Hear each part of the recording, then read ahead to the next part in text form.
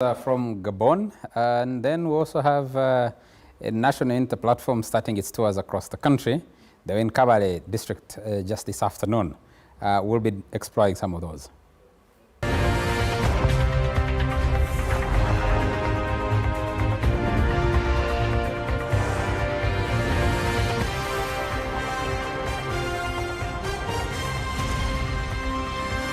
NBS Frontline. Is it that time of the year, a time dreaded by all elective office bearers, be they members of parliament or presidential hopefuls?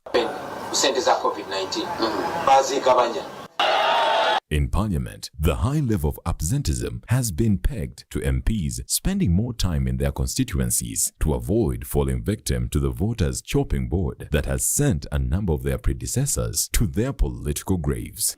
I was part of the delegation, and as I speak now, I'm feeling... Political party heads, too, are back on ground, mobilizing the masses they only see every once in a while. To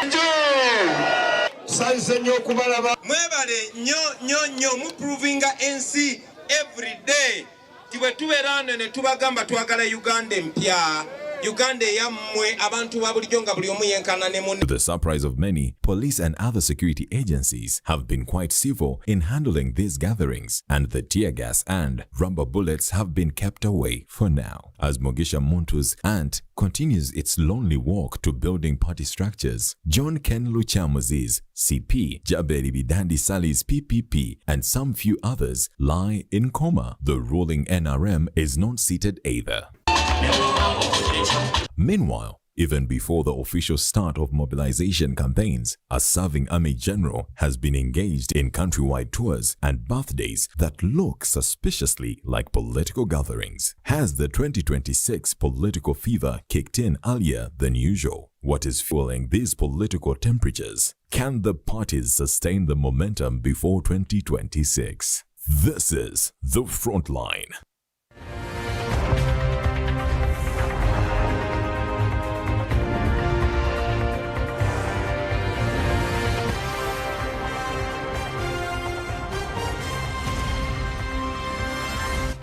Frontline.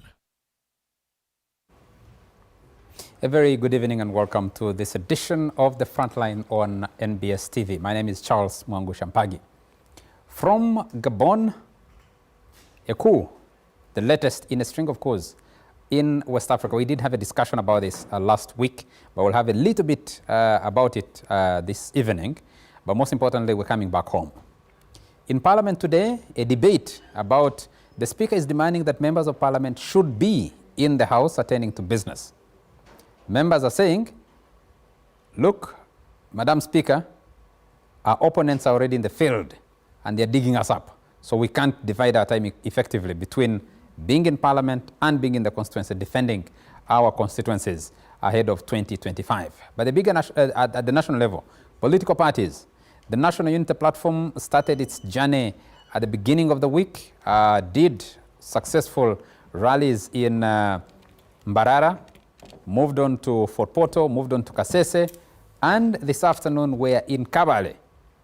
For the earlier part of the mobilization and opening of offices by National Unity Platform, no disruptions from the police, but there were some disturbances in Kabale district today. What does that mean? Is it actually the disruption by the police that creates the news for the mobilization? Some people have been questioning if you gave Bobby Wine and the National Unity Platform 10 activities across the country, would they sustain the momentum or would it phase out? But this early mobilization, how sustainable will the momentum be kept until 2026? Is it a little bit too early? And of course, people are also looking at a comparison between the crowds. There's been a very interesting debate between the Muhoozi Kainerugaba Army or camp and the National Unity Platform camp over the crowds that NUP has been pulling on its tours in Fort Portal, in Mbarara, in Kasese, and now in Kabale, compared to those that General Muhoozi Kainerugaba has been able to pull, especially his visit to Teso sub-region recently. To discuss that and more with me this evening, let me introduce, starting with, from Busoga, Namwendwa. Yes, truly. Yes. Yes. And from the Forum for Democratic Change, yes, the Honorable Proscovia Salam Musumba. Very nice to have you. Thank you very much. We have from Butambala, Shadow Minister for Finance, the Honorable Muwanga Kivumbi. Very nice to have you, sir. Yeah, nice to be here and to have your dear viewers a great evening. You sound so tired, my brother. And great to see you for a very long time. Yes, thank you. I'm Senti husband. You know, she's very, very special to me. She knows. I'm Senti husband, yes. Okay. And from Mulanda, and from the Uganda Media Center, frontliner Ofono Opondo. Very nice to have you, sir. Thank you, Charles. I hope the Shadow Minister of Finance doesn't have Bichupuri in his pocket. No, we've been talking about billions of francs found with the son of Ali Bongo and the former Minister for Finance. Between them, they have more than the national budget of their country. The money they are trying to cut away in suitcases as they attempted to flee. You know, Muwanga Kivumbi being a Muslim, I'm told they count money from inside the pocket. You wouldn't know how much he has in the pocket. On those matters, be very careful. we are very transparent. Gentlemen and lady, and we know how to run comment finance. from each That's one why of we are you. successful businessmen. We did have a discussion last week about developments across West Africa, especially Francophone Africa. Coups, one after the other, and the latest came to depose 56 years of the Bongo family rule in a country of less than 3 million people. One of the major producers of petroleum, also produces a lot of timber and other minerals. Ali Bongo Ondimba was deposed by his head of security, who also happens to be a cousin. That changed. Honorable Salam, what does this mean? And the bigger question many people have been asking is the balance between democracy as we know it. The African Union has suspended Gabon now, which is joining a list of other countries that have undergone coups recently. But also so the African Union, Western powers, France especially, Washington, all calling for restoration of democratically elected leaders. Ali Bongo had just won a disputed election, and others saying this might be the opportunity to break that yoke that has held those countries under the influence of France, their former colonial master. Well, from my point of view, democracy is an alien concept to us. It's even an alien practice to us. And looking around the continent, you can see that it has largely failed. The thing called democracy in its classical form. And so that failure takes us back to the coups. So it's a recycle and a repeat of what we have tasted. And this we have invited to ourselves as leaders of the old and of now the contemporary. And so coups, the back end of failed democracy, will become the thing. And it will be between families, back to back. Because when there's a democracy, to keep the power to yourself, you recruit all your relatives from Mulanda and your cousins in the army. And so you hold the thing together until you lose it. And so you lose it from one hand, you give it to another. So it's really the recycle bin of politics that we are all caught up in on this continent. In the past, they used to think it was undoable. It was the ugly thing. But it looks like it's the in thing now. We are all yearning for a coup. Do you see what's happening in Francophone Africa spreading to Anglophone and Lusophone Africa? Yes, because largely the Anglophone group is now under the yoke of poverty. I think the country that is really reeling out in poverty is UK.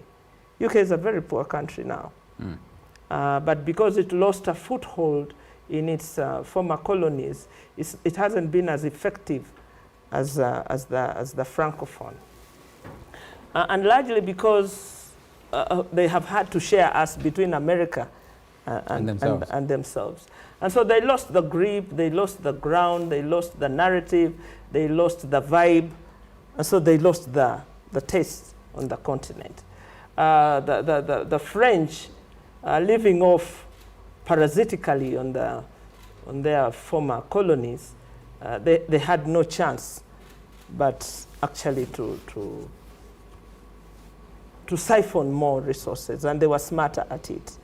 And so I think Africans have had enough. We've had enough of that. We have come full circle. Now we know who is bleeding us. Because when you go by boat to follow your money on the Mediterranean, they push you back. So Africa must push them back too. Get off our resources and allow us to use them and damage them the way we want. In any case, you two are doing the same, ripping us off. So coups are becoming very tasteful. Fashionable.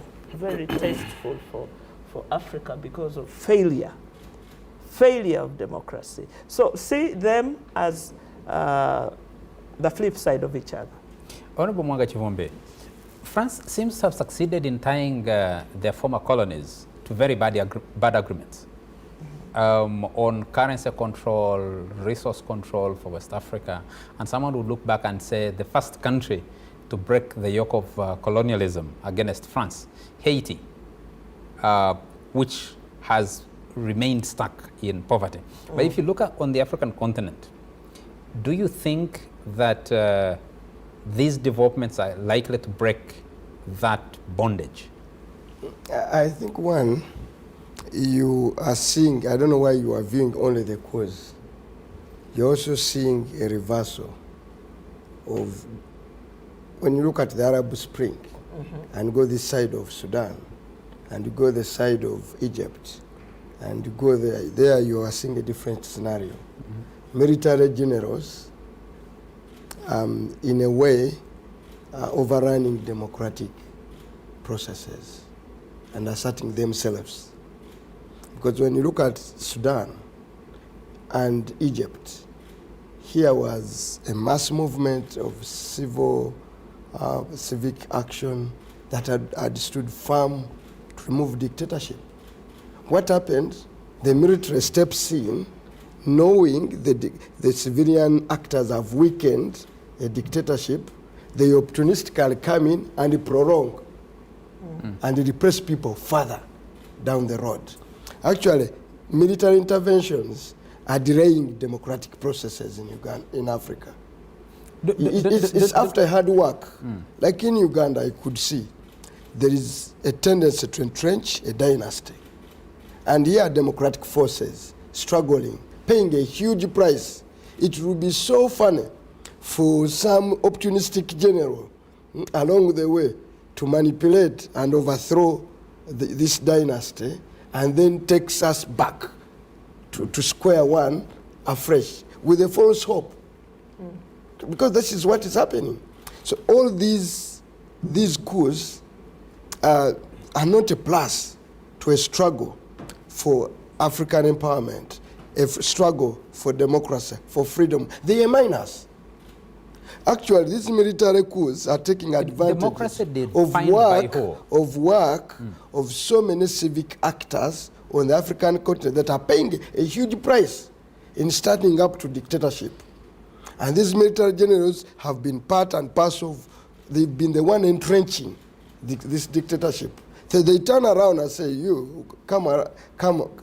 They turn around and say, now we are the people the liberators. And then I haven't seen a successful military coup that has liberated an African country. Mention for me one. Mention for me one. Look to your right. Even if you come to Uganda, look, even if you come to Uganda, I think had Museveni not gone to the bush, okay? Had Museveni not gone to the bush, somehow along the way would have had a very different trajectory in Uganda. But we are back to square one. Everything did, everything Obote did, actually he's done them a little more. Actually, Obote tried to build some kind of, not really a family dynasty. But here we are.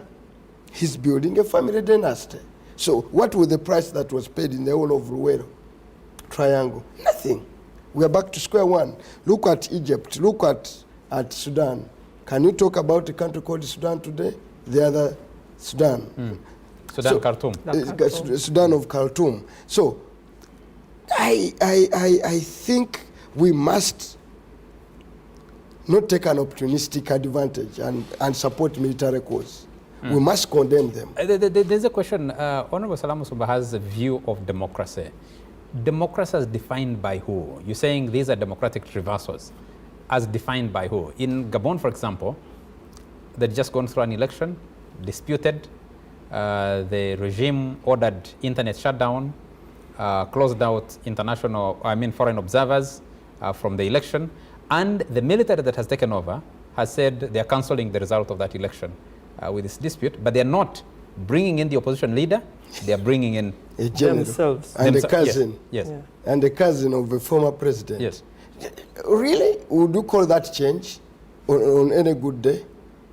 Would you go to the street and celebrate? You've seen the people celebrating.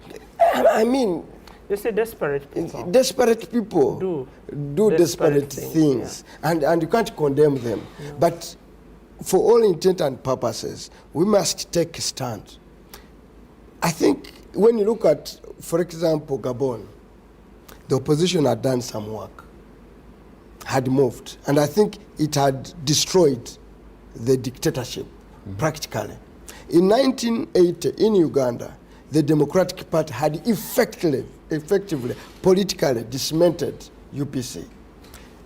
Come from 7 to only opportunistically pick a gun, half a million people killed, back to square one. So still now Ugandans are saying, can we get another liberator? In my humble view, even if you go to countries like, and by the way, you have to be very careful, even if you go to countries that are holding some bit of elections, there is a cycle. I don't want to mention a neighbor. You go to Kenya, more or less it is KANU still in power. None of the organic democratic seeking forces in Kenya have been able found a place at the table to break through. Yeah. It is Kibaki, who was a former minister, former president, Ruto, former Kewa, that notorious youth wing of KANU. It is Uhuru, a protege of Moya and Kenyatta. Even when you go to Tanzania, it is still. So what does that mean? It's still the same. What does that mean? So don't look at elections and say to define democracy. And I'm not one of the people who are saying this is defined by Europeans. No, it is imposed by dictatorships here. Periodical elections are for purposes of legitimizing than giving a real opportunity for people to make a choice. I need you to come in here. What does this mean? I mean, you listen to the two panelists here. Listening to Muwanga Kivumbi, the shadow Minister of Finance, you would wish that he goes back to school to study political theory and politics. I would recommend that you go back and study political science. But because he cites the region and says there is no change. But then he says in Uganda in 1980, DP had succeeded. So what made DP unique in a region where political changes don't cause qualitative change? And if DP was anything to go by, why was it outmaneuvered? If it had any material, why was it outmaneuvered by UPC? Why has it been outmaneuvered by the NRM? DP did not have what it takes to qualitatively change Uganda, and I don't think it does have today. No, it doesn't. That's why the people who say they are its leaders can't stand when real tests come. When they are put to the furnace, they can't stand. Two, the question of the Arab Spring we had discussed here for a long, long time. That was a CIA project to remove long-standing leaders who the sham elections had failed to remove. And so the CIA went underground, used the civil groups to give it a veneer of a popular uprising. And remember, when it knocked out their protege, Hussein Mubarak, and the Muslim Brotherhood won elections, they used another protege, the current president, who was the commander-in-chief of the Egyptian army, Al-Sisi, to take power. Americans have since succeeded. The CIA project has since succeeded. The third area is the double standard of the so-called democracy. I know in Uganda our government respects the position of the AU. I've written an article saying these coups are exposing the stupidity of the psychology of the leadership in Africa. You remember The stupidity of the psychology of the leadership in Africa. That's a mouthful, yeah? Yes, exposing the stupidity of the psychology of leadership in Africa. You remember when Robert Mugabe was overthrown by the military? His military. His military. There was no condemnation.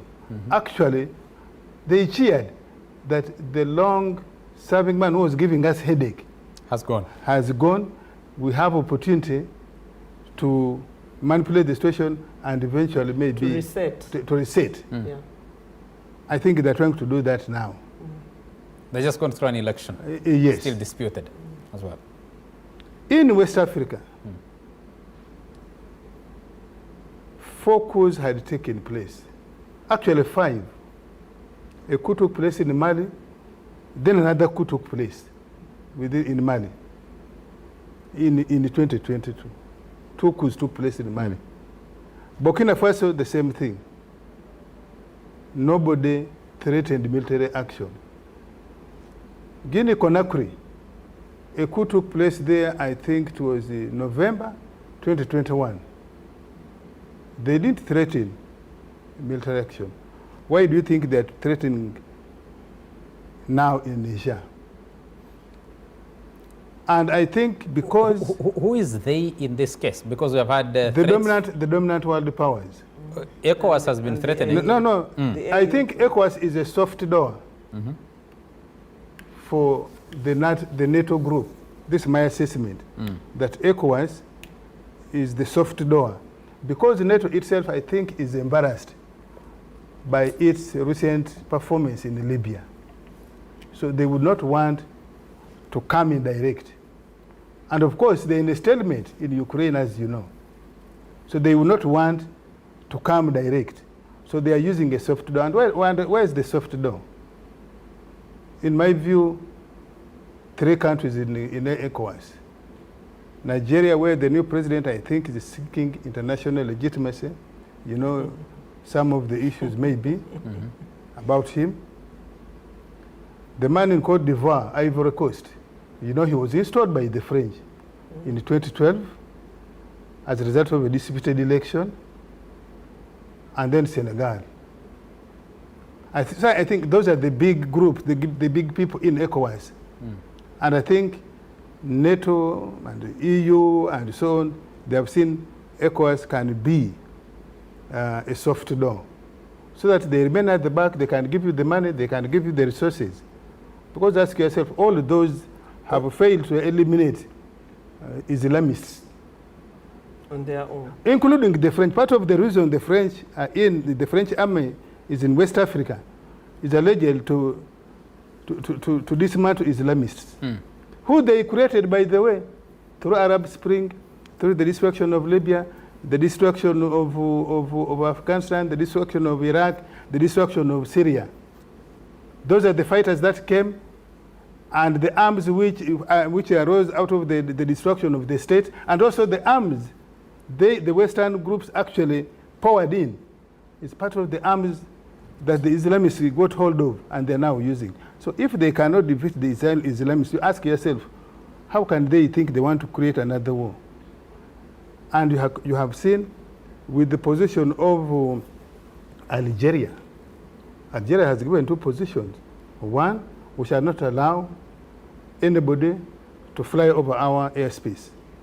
The second one, they've said, don't start another war because we share a 1,000-kilometer borderline with Niger. And we would not want a spread of violence in the region, in the Sahel. That Sahel moves from Nigeria, from Senegal, up to the northern dry parts of Kenya.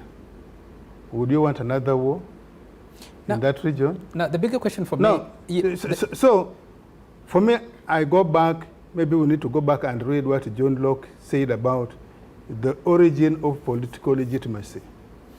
Why do we think that people who are elected through the ballot, sometimes fraudulently, are more legitimate than coup plotters? Or why do we think that groups that triumph, become victorious out of a civil war are more legitimate? Because today, if people can't stage a coup, they can actually go and stage a civil war. Would you also ask them? You said, yes, that the Arab Spring was a CIA operation. Yes. There is an argument that the governments, be it Bazoum, be it Ali Bongo, or all those who have been overthrown in coups recently, you have had all the noise coming out of Paris and elsewhere. Yeah. Are these coups, the new ones, the new leaders, the new generals, are they organic? Have they just emerged? No. Do they represent your version of... I think it's just like a civil war. It's just like the Arab Spring. Somebody will find 1, 2, 3 things that they can latch on and make it a popular clarion call. In this case, these new groups are saying, for the first time, by the way, this is the first group in the French former colonies of leaders who are saying the French have been exploiting us for long. You remember when Sankara changed the name of Burkina Faso? The presidents around the French, from the ex-French colonies, said, how can you change the name from French to African? How shall we even pronounce it? Ufebwany asked him, the man of Senegal asked him, how can we even pronounce an African name? Keep it French. So there will always be 1, 2, 3 things that people can lash on. And this is the first time. And for me, I think they may mismanage the process, but at least they are telling their people for the first time that the French, although they gave us independence, they have been exploiting us to the extreme. Now, can they build sufficient force in their own countries, but also across the ex-French colonies to see things the same way, so that step by step they can begin dismantling the 14 independence agreements you are referring to, that have kept, the 14 agreements that have kept all ex-French colonies bondage economies.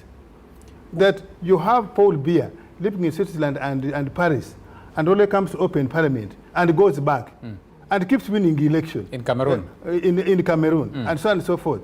So I think it is an opportunity for them. It's not the most desirable, but I think it's an opportunity for them. Why is the African Union failing to read that opportunity the same way you're reading it?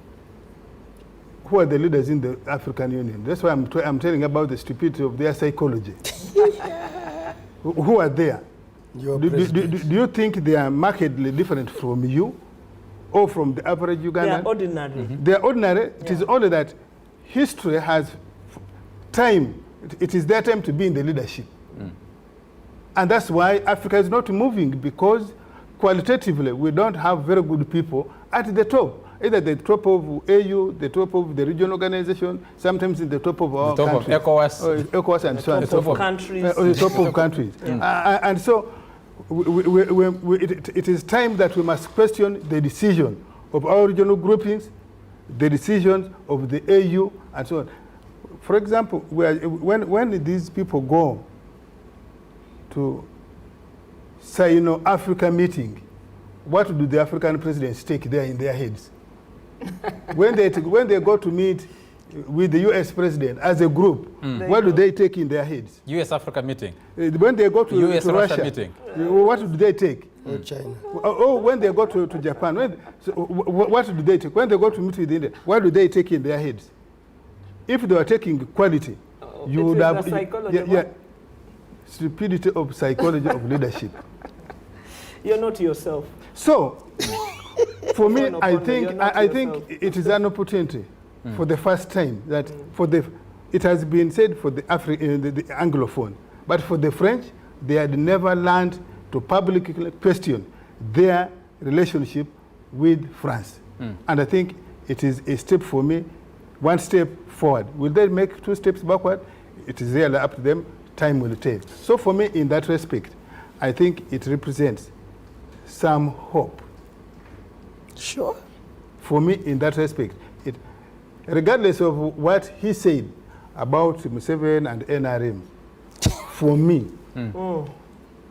there are some positive steps. Yes, the NRM, President Museveni, have made mistakes, but there are qualitative steps that have been made, changes that have been made, that will be very difficult. It will be very difficult for anybody replacing Museveni, even if it was the dynasty he's referring to behave worse than Museveni. It will be very difficult. Why? Because at least one thing exists. The enlightenment in the citizens of Uganda to question authority without fear and publicly. Okay.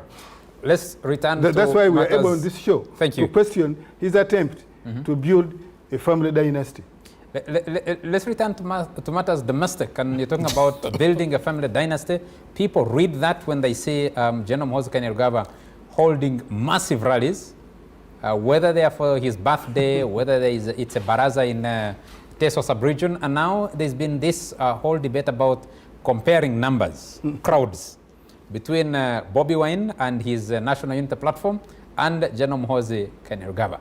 Everybody's looking at 2026 and asking, is this the effective start of campaigns towards 2026? Let me start with you, Honorable Muwanga Kivumbi. There was that interesting debate you had in Parliament on whether you guys can stay in the House and handle House matters.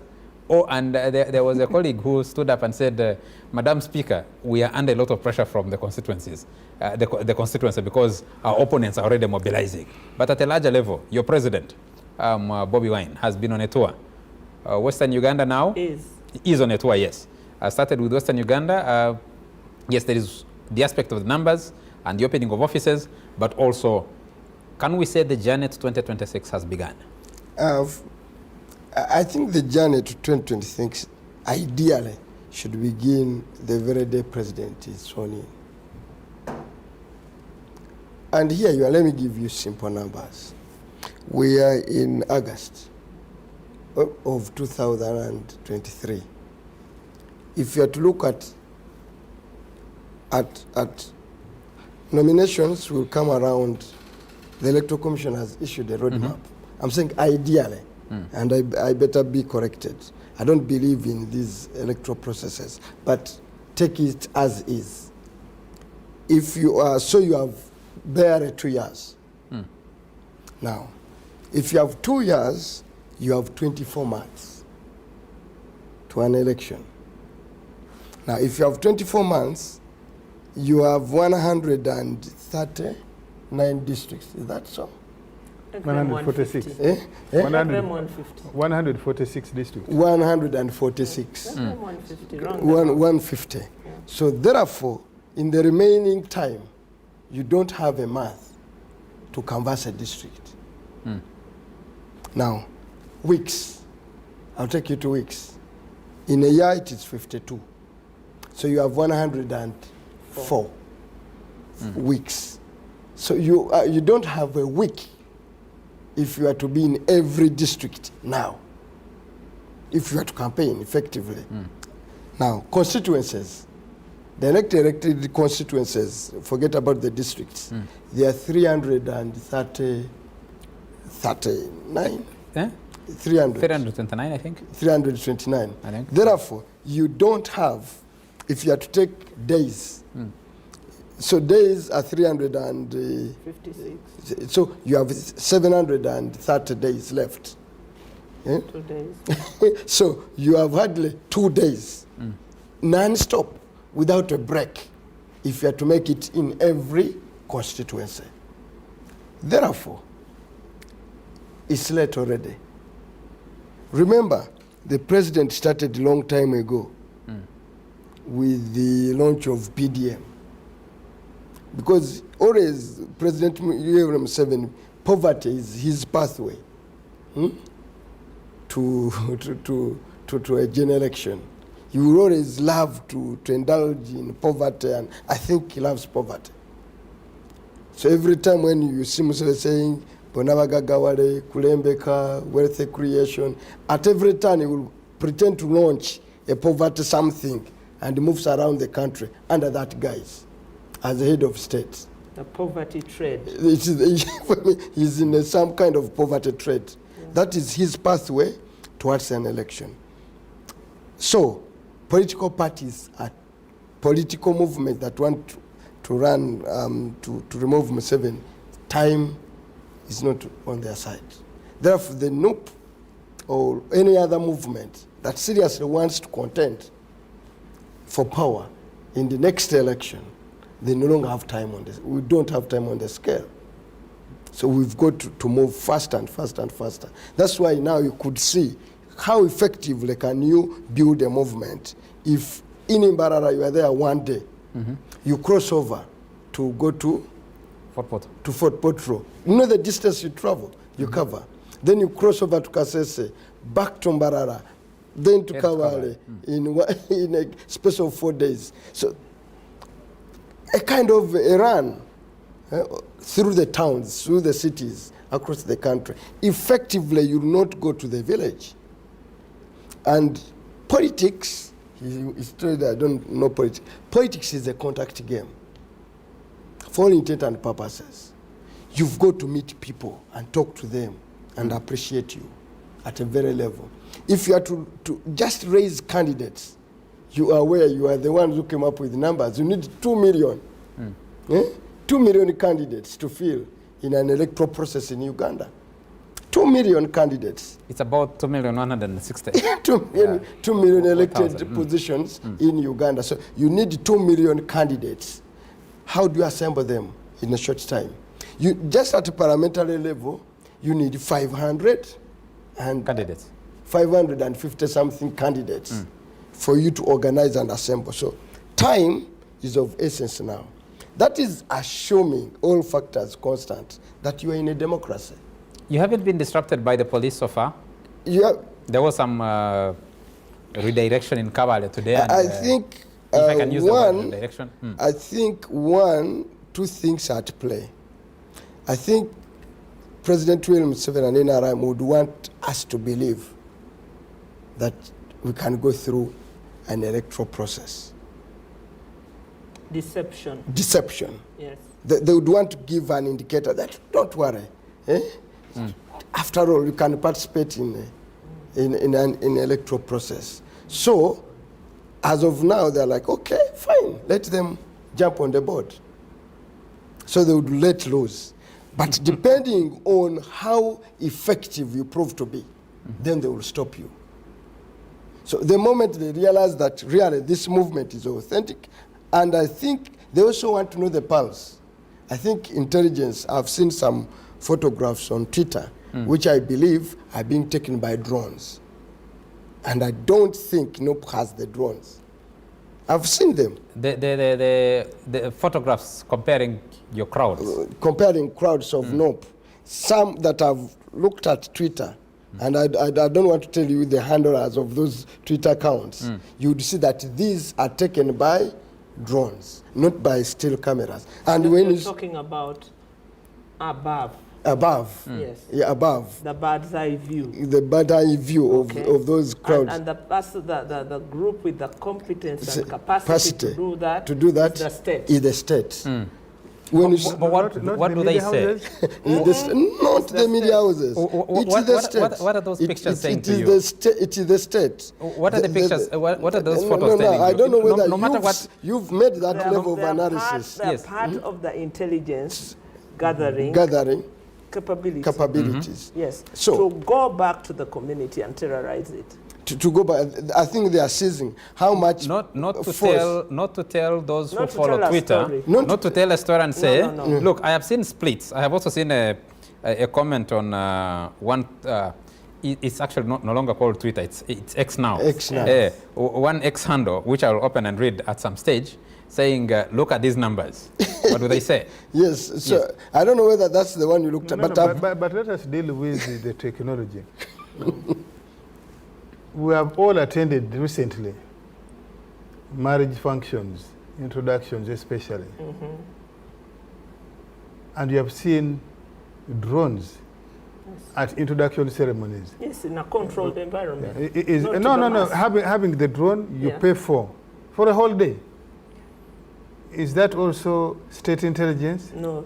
We are talking about different capabilities. No. And we know I rest my case. No, there. listen, we know the difference. And we know what technology is capable of. I can see and I know what my brother Mwangusha is capable of. I can look at a photo. I can see now you're running from your own shadows now. No, we aren't running from. I'm now going to top of our game. I'm now just on top of our game. We know what is happening. I'm now going to plant shadows so that we run very fast. No. So I think if you just picture can tell you the story. Yeah. Who's behind them? Who is behind and who's working what? And who is working what? Yeah. And therefore, that's why in Kasese, now in Kaware, there was an attempt to say, wait a minute, we can stop you. Okay? And I think going forward, they are likely now to go into, and then they are gauging the public mood. Remember, it is on the backdrop of this same movement, which I call same movement, this MK movement, which I call same as Museveni. It's on the background of a seemingly uninterfered with movement of MK across the country, with the background of a constitutional lawbreaker. Now you've had somebody who is serving military general, who is breaking the law. So you have a criminal, okay, who is freely moving. Now, you have a moral question, a moral problem, if you quickly move in to stop Nup moving forward. And I think that also has a bit to play with what is going on. The other thing is, and I can warn you here, and warn the Ugandans, is to give a false pretense that there is now a competition between the MK movement and the Nup movement. No, the competition, the competition is between the dictatorship on how to remove Museveni. And I think quickly the MK movement is so, that same movement is so quick to say, no, it's no longer between NRM, it's between us and the new movement, which is a falsehood. I mean... someone, Honorable Muwanga Kivumbi, would ask and say, well, you've been able to move unfettered through Fort Portal, through Kasese, through Mbarara, and some bit through Kabale. Why not pick the positives of that and build on them, than build more on the fear theory that we will be stopped? Now this window we have been allowed is only short-lived and very soon it will be shut. But even you, how do you pose for me a question that you see, the very fact that you are posing me this question, that a political party doing its inherent work has been allowed, and it is news that it is allowed. I think it's a more absurd story. Did you hear that? They were allowed. They were allowed? It's even a strange, sad, an abuse story, that for a political party doing its organic and inherent duty, and by the way, funded through the Political Party Organizations Act, it is allowed. Therefore, it's exceptional to the rule. How can the exception to the rule becomes the norm? I mean, For you to be, Can we pose that question? So that's why I want answer? to say, see, this is for me the big problem, is that the country is discussing that how can Nup have been allowed? Allowing. Allowing. It's so absurd that in under NRM, it's a mode of democracy. For you to hold a free, to associate to carry out your activities as a political party is an opportunity. It's an opportunity. It makes news. It's rocket science. First of all, in the process of governance, we make mistakes. As a result of previous mistakes, not just with the Nup, but with other people. The police, together with the other security groups, because they work together, decided because of concerns from us and yourselves. We said, if people are saying they want to go and meet their people, to open offices, to mobilize, to what, let them be. But give general guidelines. The police guideline is written to all territorial commanders, regions and districts and sub-counties. Now, it is possible that in 1 or 2 places, like the incident in Kabale today, maybe the commander did not appreciate the guidelines given. Or maybe they changed. No, as far as I know, they haven't.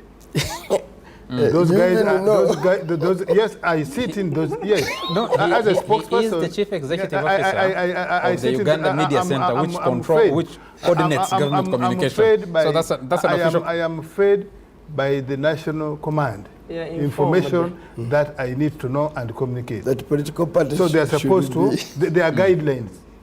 There may be minor adjustments depending on the local situation, but generally they are supposed to be left to do their work, even where they may want to be provocative, because we know part of the scheme could be to provoke so that you enlist negative news and probably sympathy. Now, I think what has gone so far is that Nup is not generating the type of news they expected. They must have expected to be obstructed. I would want to tell the police that are listening that the command hasn't changed. You're supposed to leave those people to live to do their Uganda work. is fun. Yes. I want to tell them. I want to tell the police. Yes. I want to tell them. Yes. Now, could you please allow or to communicate to district police commanders across the country what the position is? Please go ahead. Yes, so leave them. Now, for the NRM, we are not overtly bothered by people mobilizing as long as we keep the decorum, we keep the law and order.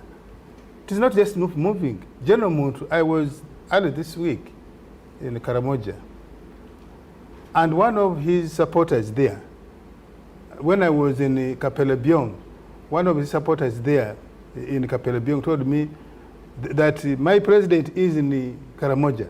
I have not established whether indeed he was there. He even told me, can I call, because we keep talking about you, can I call him and you talk to him, because he tells us that for you and him, you talk. That's what this man said. Mugisha Muntu apparently has been in Karamoja and nobody has disrupted him. I am also told on this show, you remember, we are told that FDC people have been having grassroots election. If it wasn't for their internal disagreement, those processes had gone smoothly, had gone unnoticed. And that's really how it should be, if it wasn't for their internal disagreements. So it is not only Nup moving. There are other political groups that are moving. Now, for the NRM, we have 3 things. First of all, we are the government. So for us, we are implementing our manifesto. And therefore, when the president or any minister, any leader of government goes to promote a program, particularly a program that was on the manifesto, it should be seen in that light. Of course, if the program succeeds, we take credit. If the program fails, we take a beating and you take the credit, because we will go and say PDM didn't work. So for you, Muwanga Kivumbi, to say Museveni uses PDM and other uses poverty. But poverty is the dominant feature in Uganda as we speak today. Let's take a break. We'll pick that up it is after the a very dominant feature short of commercial Uganda break. today. That's why in the Bible, those who read the Bible and believe in it, They keep talking about the 10 commandments that man has refused to obey. But I think Ugandans should not allow to be tied to poverty. No, I'm not saying, like a no, but poverty is the dominant feature. Yes. And therefore, it does no harm if a leader keeps drumming the message of get out of poverty. Let's take a break. It makes no Let's damage. take a break. We'll pick this conversation up in a moment.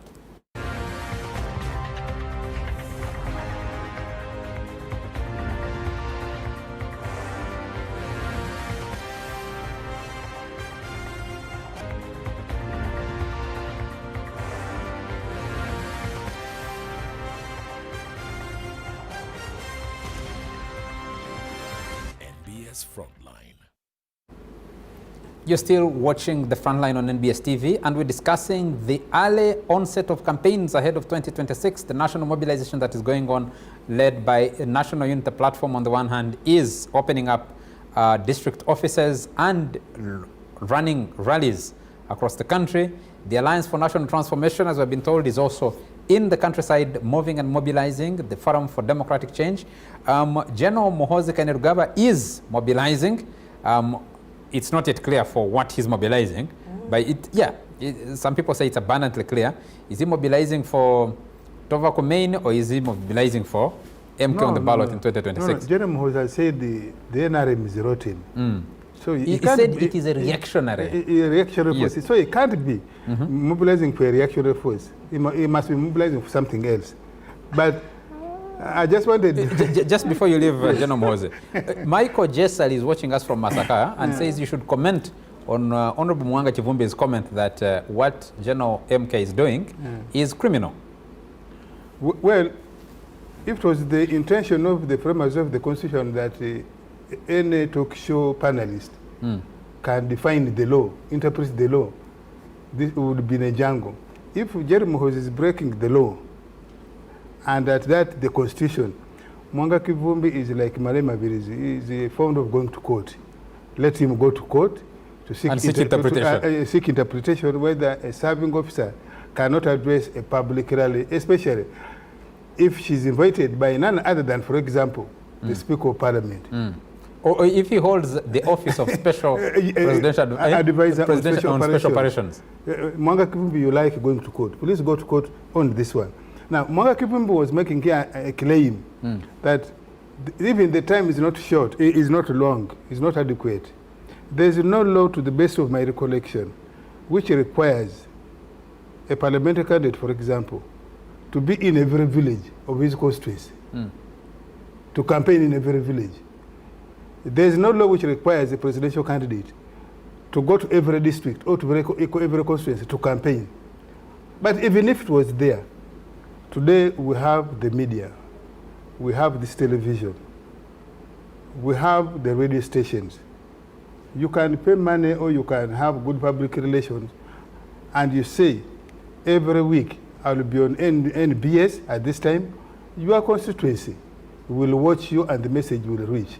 Jesus did not come to each of our houses, but many people are Christians. Muhammad did not come to your house, but you're a very devoted Muslim. So you don't have to go to every constituency, if you're a presidential candidate or a parliamentary candidate, to go to every village in order to reach the voters and actually get the votes. Okay. I just wanted to clarify that for Kakoza Balude is saying that he may need correction about General Muhoozi being a serving general doing political mobilization. How far does the law guide military political commissars in UPDF? Another thing, General Kahindo Tafire, General Muhoozi, David, General Katumba Wamala are not retired but serving in cabinet, which is purely political. Why are some opposition MPs only talking about MK? And Kakoza says even Major Jessica Lupo is vice president. Major Jessica Lupo retired a long time ago, actually. And Yes. Major General Otafire retired. Yes, Major General Tafire is also retired. You needed correction, Kakoza Balude, and I think that's the correction there for you. Let me take a message from someone else here who says, this is fairly long. Aaron Ainomjisha is in Embarrassed and says, the room for freedom, human rights, democracy, and civic space generally is narrowing in Uganda. When Bobby Wine and his group visited Embarrassed recently, At Global High School playground, police and other authorities threatened the school director that his school would be closed. UCC also temporarily switched off a radio station for hosting Bobi Wine. The rally happened later but ended prematurely. The most interesting issue is that even the Ofono Pondos who defend this government understand that there is something wrong in this country, but their hands are tied. That's Aaron. Aaron is not in my head. How do you know what I know? Aaron, you get it there for yourself. Let me see. Ambassador Harold Achema says a wind of change is blowing across Africa from west to east and from north to south. Whether African leaders accept it or not, change is inevitable and necessary in the legitimate struggle for democracy in Africa. A luta continua, victory is certain. My question about what Harold Achema is saying here is that this celebration has always come at intervals. Revolutions have come and then they have turned out not to be revolutions, and now it keeps coming up. Is the excitement really for this time? I don't know yet. Maybe we'll get some answers. Laban is in Chitagata. Laban in Chitagata says, are we interested in change of leadership or results in case of Uganda? We know what we're in this. And now, would Kivumbi be talking or my sister Salam? Laban is asking. You know, Laban asks Stone Age questions, which I don't want to answer. He adds, double standards now, police restrain self, but my alumni, Kivumbi, and friend Salam, not appreciative. Don't oppose for the sake. That's still Laban in Chitagata. Laban, you got your answer, I think, already. Let's come back. Honorable, let me come to you. The early mobilization, the concerns of the opposition, of political actors generally, because I think opposition is abused in many, sometimes. It's not understood, just yes. like democracy is not understood. Not understood. Yeah. What is going on at the moment? How sustainable is it? How much impact can it have? They have just suspended the delegates' conference because they don't have the money. So in their case... We haven't done so. We haven't done so. The delegates' conference is on Tuesday, the 19th of September. Until I come to tell you that it's suspended. Isn't hijacking my role as a moderator? I did put a question. All right, the question was? I'm asking, how sustainable? How can this impact? You see, this is the business we are licensed for. Politics is our business, is our trade. And that's what we work for, and that's what we do every day in coming to the media and in doing all the debates that we do. We are mobilizing the other voice, and we are doing it within the law. So is it sustainable? Of course, it is sustainable because that's the business we do. Now, the model of politics that we have chosen is really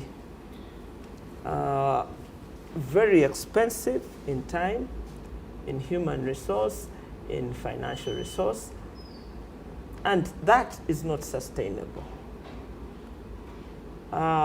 Doing it the model that my brother Muwanga Kivumbi is talking about is heavy duty.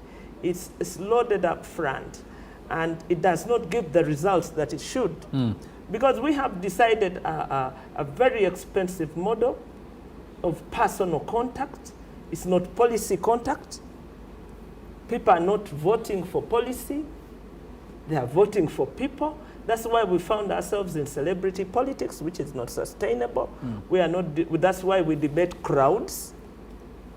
We have taken ourselves into juvenile politics.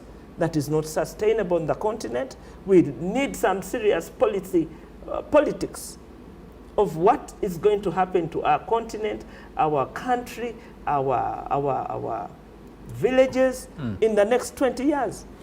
It's not the crowds that are going to create that.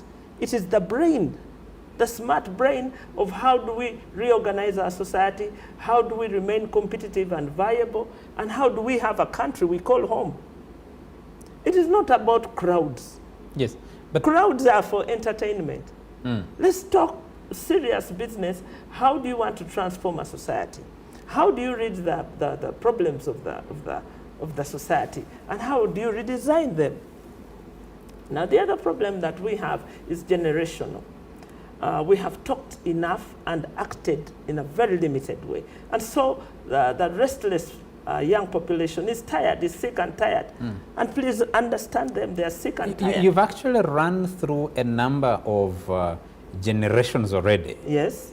Some of them lost their way along the way, didn't realize that time was passing. Yes. And now you have a new crop of young people. Yes. And they're not who part are of equally lost. Yes. And not found. Because I haven't been. So ours is a generation with a duty to redirect the politics, because for a long time we went together as a movement political system.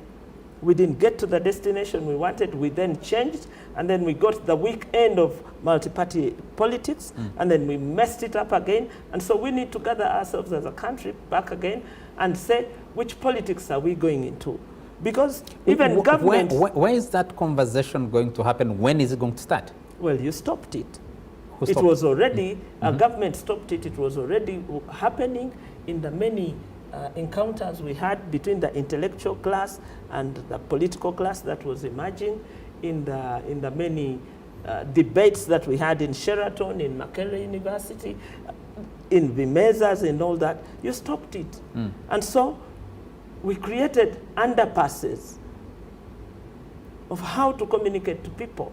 And now we communicate through crowds. Now we communicate through barriers. The most politically engaged platform is now barriers.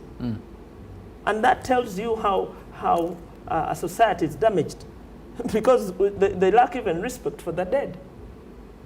The extent to which we have damaged our society and our politics is what we are dealing with. And you, my brother, seem to think that that's the normal way politics is done. No, it's not that way. We should be trading policies, not trading crowds.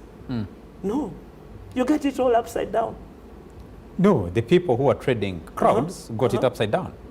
We're responding to what you created. And why are you responding to We're responding to what you created. No, we Yes. didn't create You can't shift responsibility, can the you? restrictive way of our politics is what created this. Yes. They are no longer debates. They are just yellings. Just show me a picture there where they discussed anything. It's an extension of Vivulu. But I asked you a question. I want us to debate the future I asked of you a our question country, if the that is stakes and all sustainable. that. And I said it's not. It's not sustainable. No, it's so what not. is the pathway out? The pathway. You said you is- created underpaths. Yes. So what is the way out? Well, we will have to deal with the situation as is until it corrects itself. It rebalances itself. We get into a discussion of real politics, not celebrity politics. Francophone West Africa has found a shortcut out of that. It's an underpass. And it's also a temporary measure. You see, democracy is the anchor for governance and for business. It's an anchor. That's why you see where there's no democracy, there's no even sustainable business. You get people you call investors, they're just exploiters. They leave nothing on the ground. They carry away all the wealth because they're not sure about the next step in that country. So lack of democracy creates instability in itself, which gets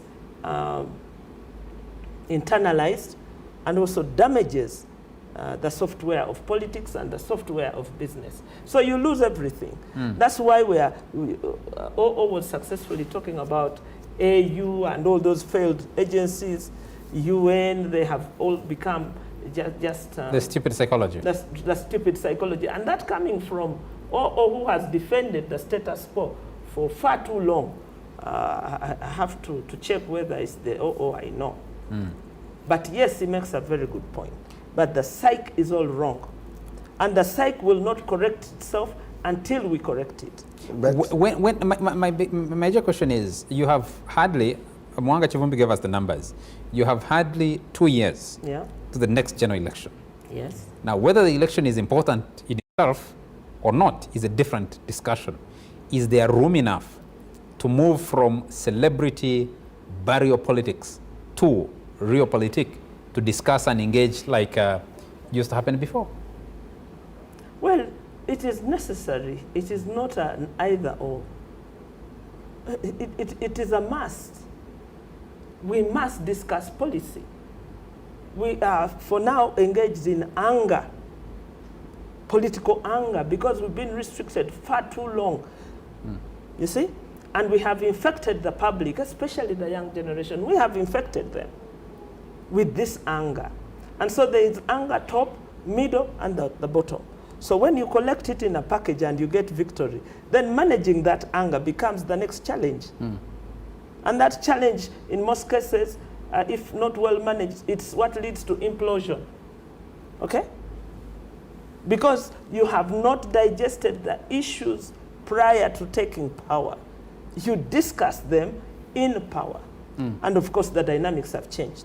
Does that imply that there are sections of society that have abdicated their responsibility? That is very, very true, especially men, the educated. They think politics is too raw, too crude for them. And they don't know that it underpins everything they do. Now, when they're woken up from their comfort level, then they panic, then they start arguing in a delusionary way, because they've not engaged with politics long enough to direct it. They have left it to the people who desperately need any change. People were supposed to be in the big volume. But with with due respect, Yes. with the due respect, No, please talk. with the due respect, Muwanga, Kivumbi, talk. yeah, Okay, mind, don't yes, mind with me. the due respect, Yeah. let's get to analyze where we are. At what station are we? Yeah, we are in a bad station. We are not at a station where there is room for the discussion my is You're envisaging. absentee. Yes, is envisaging. We are in a struggle. Yes. Look, I've looked at the ground mobilizers of Nup now. Some of the boys who are our foot soldiers have just emerged out of a court martial. And I salute them. Yes. I salute them. I've seen them in Kabar and everywhere. The other 2 years ago, they were in a court martial. For doing what? What they're doing. For doing what they were doing, simply to go out in the country and mobilize. Therefore, if you are at that stage, the best you can do now is to push, to create a room for an environment that allows us to go into the discussion of policy. Yes. So we are not at that stage. We are duty bound to create it. Now we are duty bound to create that stage. So the push now, what we are doing is to gather all the energy and create that space. Therefore, right now, all the energy, all the space, and all that, look at, you could say, how did Bobi Wine emerge?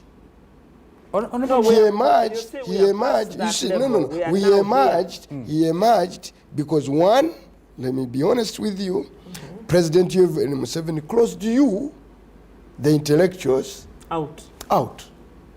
For a long time, the people who could go out and be known in the country were not you who are discussing policies. No. You could not be allowed. Actually, you are in a state of, was it called in abeyance? When political parties were in abeyance, restricted at the political headquarters. Up to until recently, no party was being allowed to move in the countryside to organize. Now, the drive now, at the stage you are on, is about to gather as much strength and demonstrate it through crowds. To say, here we are. We have even the numbers. We have even the capacity. When you see the... So therefore, for me, yes, numbers matter a lot. Because you are creating a psychology. When you see what Don't we debated lose sight here, of what must what I'm saying at a basic level, anyone would be a little bit theoretical, with the due respect, to think right now you can go and say, at every time I've come on this talk show and dealt with the numbers, the economics, everything. Yes. People are not listening. do you think... People who are being... So, Muwanga Kivumbi, are you saying here you are discussing policy, in Parliament you are not discussing policy, are you saying you'd have no audience, or if you have them, the audience is not listening. He's not listening because you see, what the people are now talking about. So you are wasting time here. No, the people who are being threatened with a dynasty. You see, if you are to speak about a dynasty, if you are speaking about, let's talk about things. By the way, you are talking about a medieval thinking. You're saying, now, if you have a president, if you have a president, you're telling us, Muwanga Kivumbi, yes, that you're mobilizing that anger to break from where the country is. Yes. Do you think you're being effective at it? Yes. Are you seeing results coming out? You see, how? Me and Salam have been part of this movement for a long time. I've seen it as a young man. I was with the Semogerere during my university days. These Salamas, Musumbas were in the movement by that time. They were the blue-eyed girls. Yeah, just reminded me of the trip from Entebbe. That is all I want to hear. You remember the trip from Entebbe? Yes. We've been at it for quite some time. For quite some time. That's the trip of October 2005. Yes. No. That was when Dr. Besigye returned on the day of swearing in. That was October. It was Yes, and she knows what I was doing at that time. They were going to turn Dr. Kiza Besigye to go to Nakauka. Yeah. I had to run ahead and mobilize. Don't say. I can say it. I had to run ahead. I can say it. Yeah, and mobilize. I was seeking clarity because there was a trip from Entebbe as Dr. Besigye returned from South Africa, 2005. Then there was the trip in May 2011 as he returned from Nairobi. For treatment. For Which treatment. is That one of treatment. Yeah. Doctors was supposed to be channeled to Nakauka. He hasn't gone back for review, has he? Don't worry about that. Don't He hasn't divert gone us. back for review. He does, but he doesn't announce. It doesn't announce. Especially So around Chishubi. Why do you want to track his movements for medical treatment? You know, around it is like the Chishubi. other man who also said his spleen had been destroyed and had gone for operation. And to the best of my knowledge, he has never gone back. Yes. For review. So around Another man. Chishubi, you know, as you go to Nakauka, Let's not get diverted. Yes. Let's not get diverted by that. Yes. Let's come back to the effectiveness of this current mobilization. So we are saying... And the factor of the crowds. You've seen how the crowds are being spinned. You were talking about it. He's the one saying The drone captured crowds, plus as opposed to those that are captured by cameras on the road. Yes. And the comparison that has come with that. I've seen It them. was for different purposes. It is for different purposes. But this man doesn't believe in advancement of technology and what advanced please, technology don't does. take me that. It was me who told you that I've looked at those pictures and interpreted them. He knows. And you think I can interpret things I don't know? You can. Yes. No, you can't. No, you can't. You won't You even recognize didn't know it. you that. If you don't And I know, recognize you didn't know that the other photo was taken by a drone, and I'm sure you didn't know. No. Eh? You know, And you see, there's this book, How to Lie with Statistics. So even you could misinterpret, or you could interpret for purposes of lying like you are doing it now. How to lie with statistics it can only be applied by somebody who knows the statistics and uses them. So the point I'm saying, the crowds are important in building confidence to confront an enemy. Yes. So numbers, people. It's the war mode. It's the war mode. About. And therefore, mobilizing crowds. It is not election mode. It's not election war mode. It's not an election mode. I want you now. to define it properly. Yes, you see, that's why, first of all, the mobilization, the crowds are important. I've been with Dr. Kiza Besigye. The crowds have been critical. They could tell a story whether people are following Mbabazi or are following Besigye. Crowds have always played a role. In politics, you can't take away numbers. Therefore, when you look at the crowd and the way they are being played now, even a capacity of a politician to gather numbers is the first yardstick, whether you are viable. The way the crowds are being played at the moment, but at the start of your nationwide office opening tours, as Nup, works to your disadvantage. Would you agree? I don't think it does. First of all, look. I don't want to give you numbers. I've been speaking to a few friends telling them the 80, 60, 40, 20 formula. And which makes them... the 80, 60, 50, 20 formula. You get it? So for Nup to go to an area where if I want to converse against M7, I want to work out on 30 in terms of percentage. If we are to go the ideal way, I'm underlining keeping other factors constant. People shouldn't misunderstand me. I don't believe that through this ballot thing you can remove a dictatorship, but keeping other factors constant. You are on the segment of the 30 on the formula. I don't want to give you the details of the 80, 50, 80, 60, 50. So you're the segment of the 30. So if I'm now working on the segment of 30 and I'm gathering crowds, I'm doing pretty well. Okay? What will I do if I go where I need a 60? Because, okay, let me tell you the detail.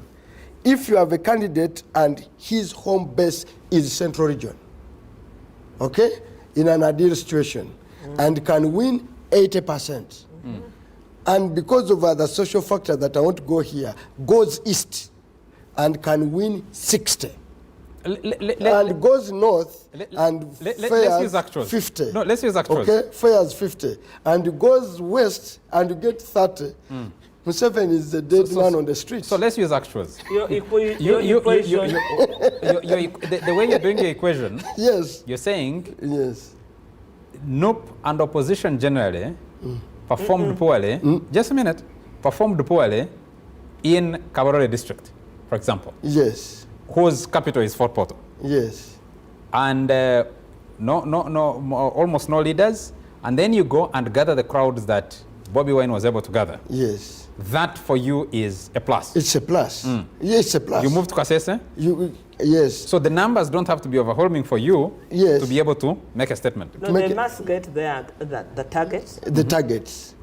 So that then their strategist is able to tell, are we informed? Yeah, are we informed? No, so I've told you, I've told you the 30, okay, 50, 60, 80. And any candidate, by the way, that's a traditional formula. Even if you are campaigning for constituencies, what is the risk? There are areas that I know I'll get my 80, I'll get my 60, I'll get my 50, I'll get my 20. And it's a natural formula we what use. What is the risk that those numbers it's a standard be, formula. What is the risk that those numbers can be deceptive? No. I've told you keeping other factors constant. Therefore, if I go in an area where I'm working on a 30 and I'm building up huge crowds, I'm doing well. Two, if I go to Mbarara, yes, in a traditional African context where you have recruited the army, where the top officers of government come from, where everything that is government is there, and I got the crowd, where the money is, where the money where is, the cows where the are. cows are, and I got the crowd. What statement do you want to make politically? That people are tired of you. You might need to also study. Yes, that people are tired of you. You might need to study election numbers from Mbarara over the last 2-3 elections. But let's go. Yes.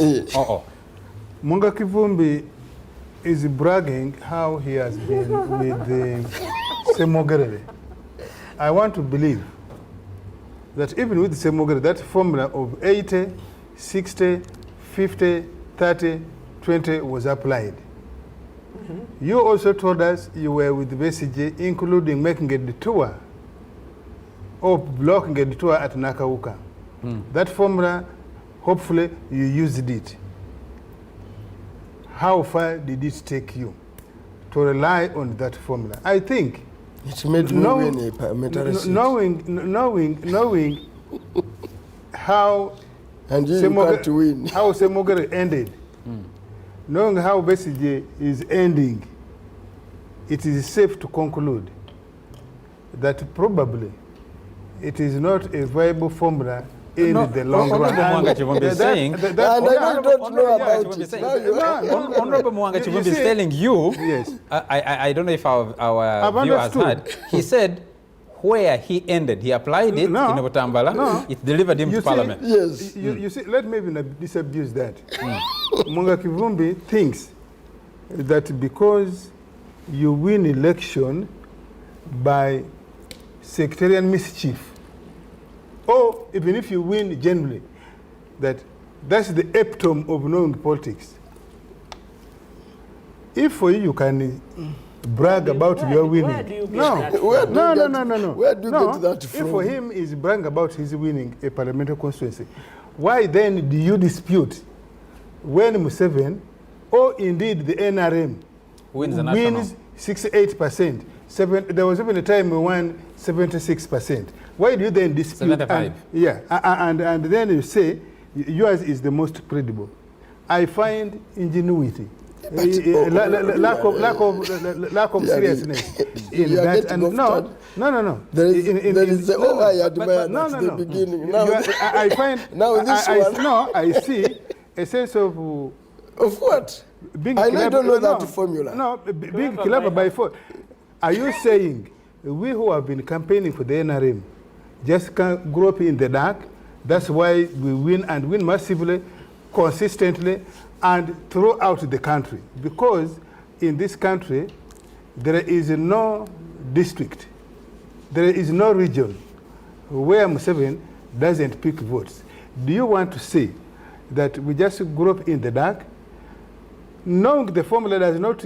I think for you, you're a braggart. You're the type of. No. Why are you going personal? No, you're the type of braggart. The ones. You said African leaders go with the brain. You go with the head. No, the one we used to have. The one we used to have in school, who come and speak cumbersome English. If I have a formula, it does not mean I should come here and say it. Yes, I can say it. Yes, but well, he has chosen. For him, he has chosen to say his formula. What does he say yours? No, you share yours. For him, he says, because he has now talked about this formula. Therefore, the others, perhaps, like me, don't have formulas. I can You're tell thinking you. for him, aren't you? Yes, I can tell you. We have formula, and that's why. Why do you get offended? No, I'm not offended. By his I'm simply saying. yours. I'm simply saying. Salam won some 2 elections. She has said she used it. She has lost a string. Yeah. Are you going to dispute that she can't win another election? The fact that I have not stood for a constituency election does not mean I cannot stand.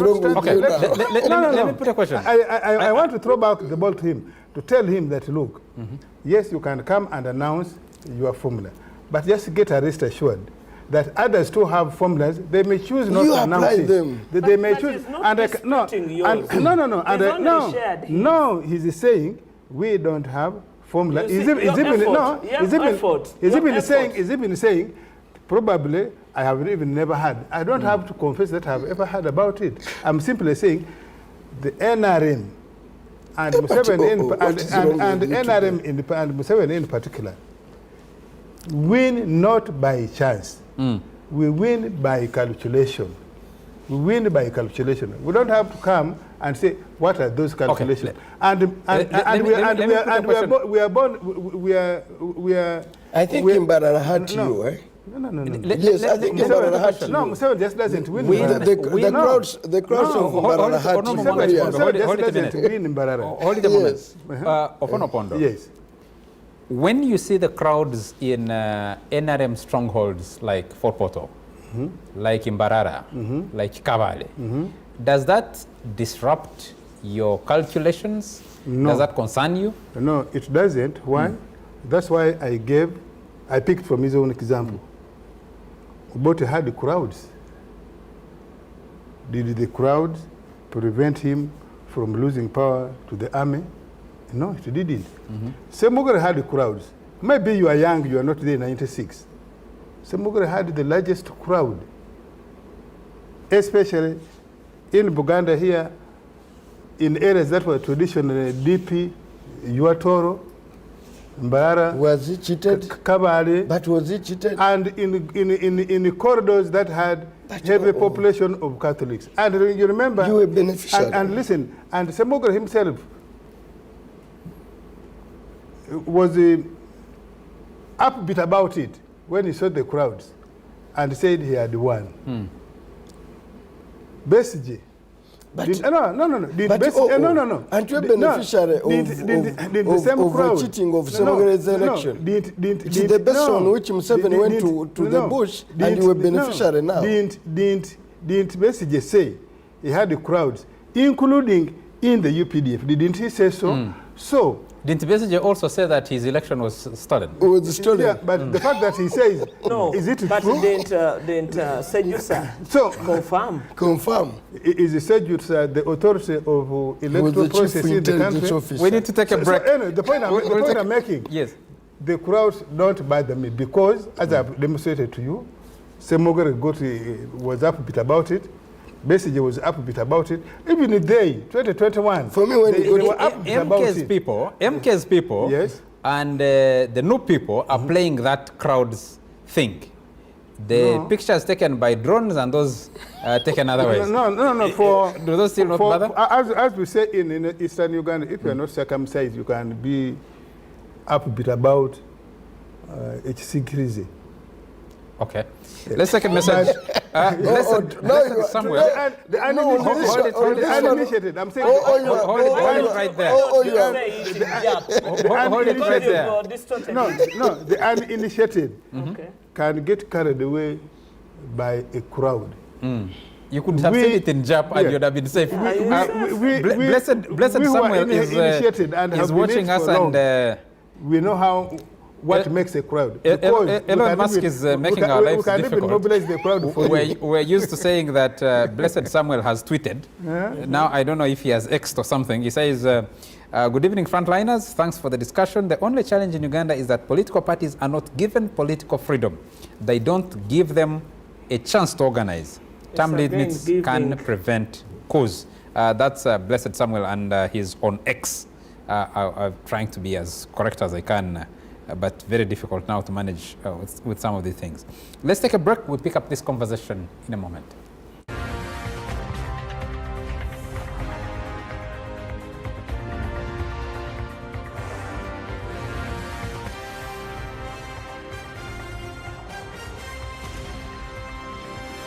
NBS Frontline.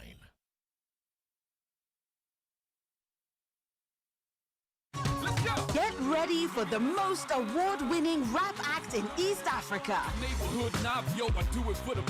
Get ready for 20 years of Navio live in concert. This once-in-a-lifetime concert will take place at Sheraton Grounds on the 2nd of September 2023. Purchase tickets on FlexiPay for 20K with VIP tickets available for 50K. You can also reserve 8-seater tables for 3 million Uganda shillings. Come and witness 20 years of hits that have made this proud Ugandan act a household name across Africa. Brought to you by Hennessy, Stanbic Bank, FlexiPay, NBS, Afromobile, and Pepsi Max.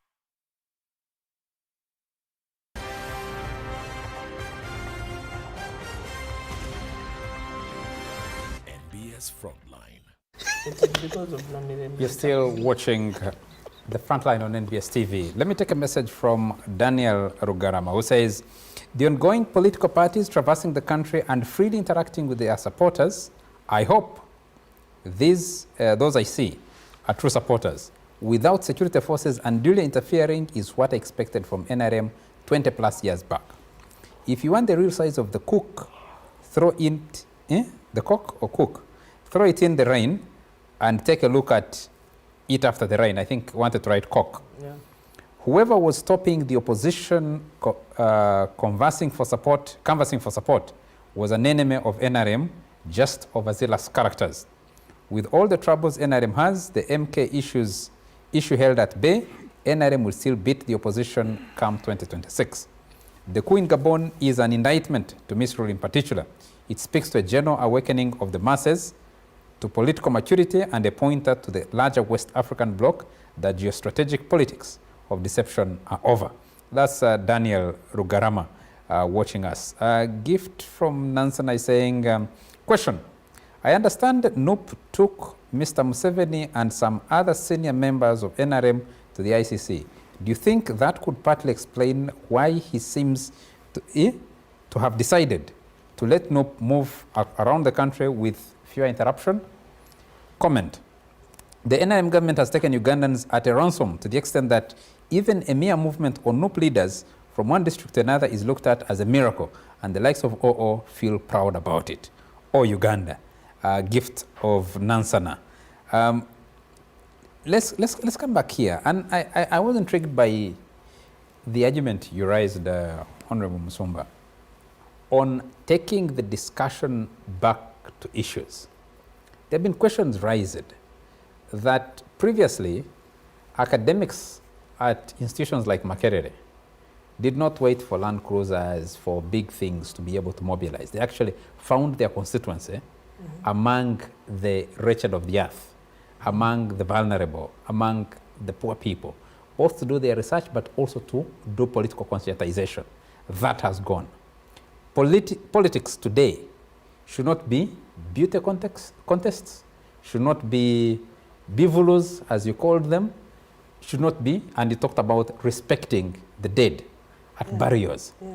Not effective spaces to discuss politics. But those are the spaces that appear to be available. What kind of message are they delivering, and what change can they cause? Well, rubbish in, rubbish out. We brought this upon ourselves because all the political spaces were closed. The intellectual class left a very huge vacuum, which got filled in with clutter. And they were chased off that space because they were being manhandled at their back in Makerere and all those spaces. That's why even the intellectual class is depleted. If you were to look for a Lumumba here, PLO in this country, do you have one? Not any of that class. Any intellectual, there's just none. If you're looking at the strata of politics and the way politics is stratified, there's a missing middle. What does that mean for the country and for the continent? It means that you have a non-healthy society, which is there's no equilibrium, or it is lopsided. It has many, many big holes. It's like a family that has lost many of its prominent people. Okay. And how it has to survive. And so we brought this upon ourselves. It's not an accident. Let me get a quick comment from the two panelists, and then we'll cross over to Afro Mobile. The absence of issues in the politics today, what does that mean for the country? No, first of all, to Makerere and the University of Learning. Okay, if you say they were not allowed to discuss politics, are they discussing academics? Do you see symposium on chemistry, on mathematics? Well, that is for the on university, sociology. not for the public So, straight. the death of vibrant intellectualism in universities, centers of learning, in my view, is due to different things, not political separation. I think when we went down the hill of economy, you remember professors were asking for food basket. That's what they were fighting for. They were not fighting for academic freedom. No. They had it. Up to now. No, they had it. Up to now, they are not fighting for academic freedom. They are fighting for food basket. I think. Did the politics take that away? It didn't. Now, for what took it away? What reduced? What reduced academics to fighting for food? I think the content that became taught. You see, like Makerere became the privileged class, and they believed that they don't need to mix. They believe that society owes them a living today. People in Makerere, people in these universities, people in the judiciary, they think that society owes them a living. Shouldn't you be debating how they ended up there? No, but that can be a debate. That can be a debate for another day. But for absence of policy discussion in the political parties, in the political process, at least in the NRM, we are the ones who say our manifesto is very bulky. We'll try to be detailed. So at least in the NRM, that discussion, you can say maybe we take long to reach a consensus on an issue. Sometimes we don't even implement the policy we have discussed. But there's a policy discussion in the NRM. About the other parties, You have heard from their own mouths. They said for them they are Let them driven speak by for themselves. anger. I'll give 1 minute. I'll give 1 minute to Muwanga. And Mama Salamo has said the people. I'm coming back to you because the discussion is still on. The Bivulu narrative has become the dominant. The discussion is still on. We're continuing with it on Afro Mobile. I'm afraid, Honorable Musumba. Let me just have a quick comment, and then we'll cross with you. Where it is due. Of course. Even in the intellectual class, over the years, there are people who have really been at the front line. Jane Balia, Kalasana, Kiki Mujaju, Afuna Adula, Dr. Loko Nyango, you can Mwangusha. They've been here. You can listen to some of them. And they've paid the price. In the judiciary, people have really played a key role in having profound judgments that have not been promoted. Some have died at their station, at High Court. So across the board, journalists have played their role. Different people. Even in NRM, by the way, there are so many people that come off the intellectual rail and are promoted to government. So many of them end up miserable. For example, the current PSST, who has a product of these talk shows. Okay. Is he miserable? No, I'm saying if he fails, then there should be a different Let's continue story. the debate on Afro Mobile with a message from Gilbert Kayondo, who says, I don't know what new President Bobby Wine will tell those Western countries now. We can see him moving freely. That's a message from Gilbert Kayondo. That is where the problem. Mike Segawa, the guests tonight have said almost nothing new. They are not helping us to answer the gender so what. Commenting about crowds and what's failing them from accessing power without mentioning President Museveni's name, can the panelists please tell how Ugandans can move to our desired Uganda we want? Can the panelists address the matter of national interest, issues which should not be negotiable, vis-a-vis how we can arrive at the common national agenda, ensuring no one is left behind, irrespective of prevailing differences? That's a message from Mike Segawa. I'll take just one more message. Who is this? George Muhimbise. Mbara is the biggest town in Western Uganda, followed by Fort Portal. If up to now Nup doesn't have offices in Mbarara, Fort Portal, Kabale, etc., and they're just being opened now, then it means the entire Western Uganda is not its priority. How can a party receive over 4 billion per year and fail to have an office in the region for 3 years at a rate of 200,000 per month? That's a message from George Muhimbise. We'll continue this discussion.